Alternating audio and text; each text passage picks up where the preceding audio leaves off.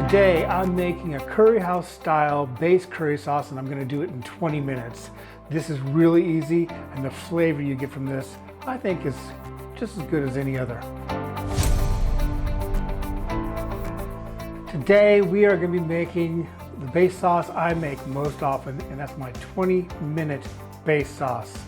Yes, base sauce is the most important part of a curry house style curry. And usually people cook it for a long time. You know, in curry houses, they'll have a big pot of this stuff going at all times because they need a lot of it. But when you're cooking at home, this might be the way you want to do it because it's a lot easier and it's a lot faster, and you get really, really good results. I'm going to add some ghee to this pan right now, just to start melting while I discuss everything else. So let me tell you a little bit about what we've got going on over here. These are, if you've ever made a base sauce for curry house style curries, you'll know what goes into it. Lots of onions. We got some carrot, we got some bell peppers. Sometimes I'll put cabbage in it, this time I'm not.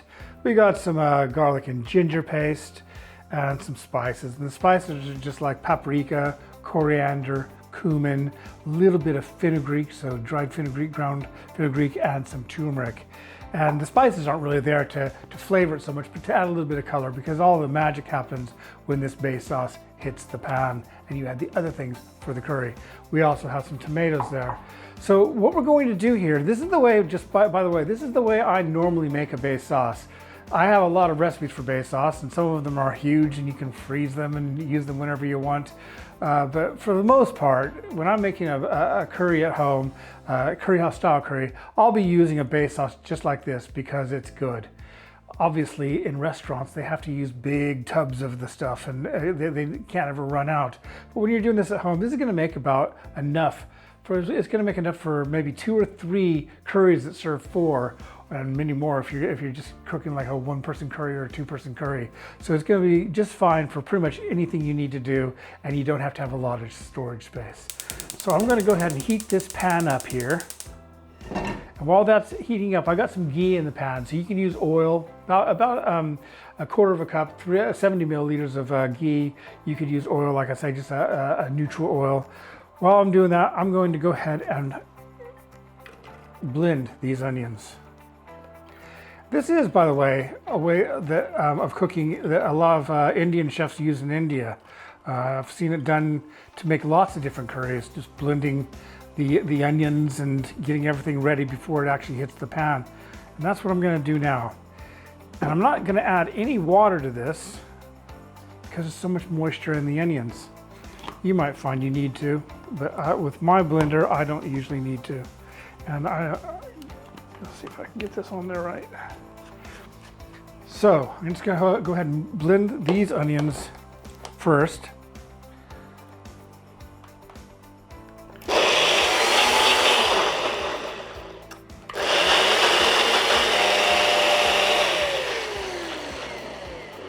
Okay, so I'm going to go ahead and take these onions, which are blended very smooth, and I'm going to add them directly to this oil. And they're just going to start sauteing in there, which is going to add lots of nice flavor to them. So we're not just like a normal base sauce because of timing and all that involved. They'll maybe fry them for a couple of minutes, but then they'll just simmer them in water. We're going to give these a nice fry, which is going to give them a lot more flavor. And while those are simmering there, I'm going to go ahead and add the rest of these ingredients. These carrots and some bell pepper, and we'll do the same. Obviously, if you have a bigger blender, you could probably just do this all in one go.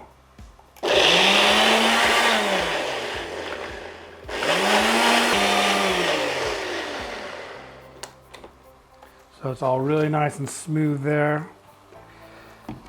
And I'm going to add the rest of this, so the onions, carrots, bell pepper to these frying onions. And we're just going to stir this for a while. And what I want to do now is I'm going to really just, what we're creating here is not more than just a base sauce, which is kind of basic and bland. We're going to go ahead and use traditional Indian cooking techniques and just really saute these onions until they the flavor comes out of them. And I'm gonna let these saute here for about 5, maybe even 10 minutes, just to bring out the flavor. Before doing that, I'm gonna add a little bit of salt. I don't like adding a lot of salt to my base sauce because I wanna do that at the cooking stage when I'm cooking the curry, but this is fine for now. We're gonna come back in about 5, 7, 8 minutes, and we'll see what it's looking like.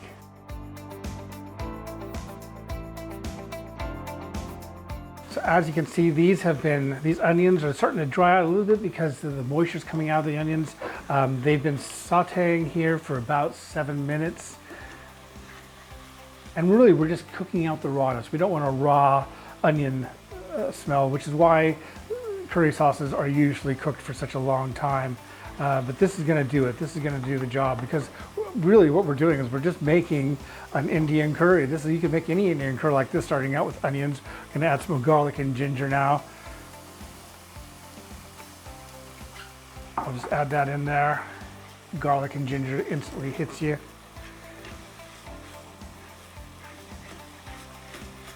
So if you've ever thought, okay, I want to make a chicken tikka masala, or I want to make a vindaloo, but I don't have any base sauce on hand, this is what you need to be doing.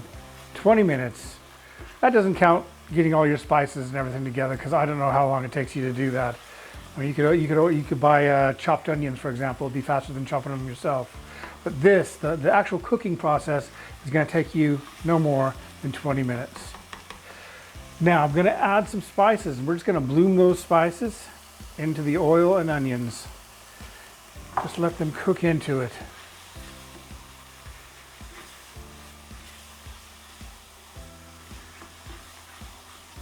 That's looking about right. And I call this a 20-minute base sauce, but it doesn't have to be. If you find that after 20 minutes you're finished and you want to go watch some telly before you start cooking, you can let it simmer on low, and it's not going to hurt it. It might even make it better. I'm going to add about 200 grams of passata. Stir all that in. And anyone that's already made this essential base sauce that you need for curry house cooking, anyone that's ever done it before will know it's supposed to look just like this. I'm going to add some water here.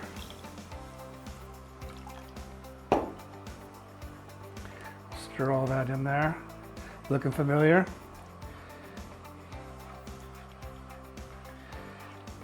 Okay, and I can just let that simmer just like it is right now. Now, if I wanted to freeze this, I probably wouldn't add any more water.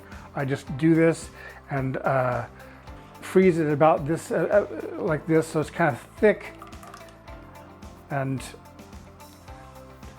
doesn't take as much space in your freezer if you do so.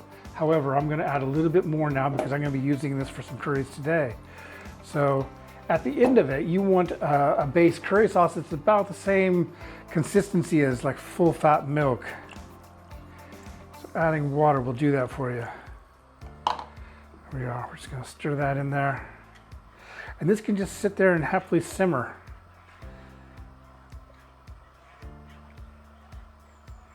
There we are.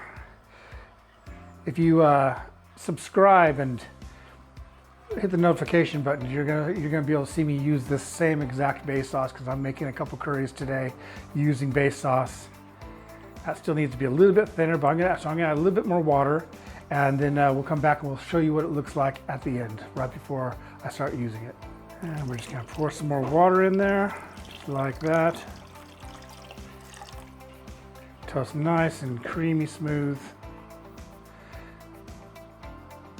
And I like to taste things when they're cold, because you can taste them better than when they're hot. So I'm just going to go ahead and try some of that. That tastes just like any base sauce I've ever made. There's no difference. It's just that you can make this on a lot smaller scale. Also, you can make it on a larger scale. So if you like this way of cooking base sauce, you can double the recipe. You could even make it smaller, just use one onion and one tiny bit of carrot, and just kind of find out what works best for you. And look at that. This is going to be perfect.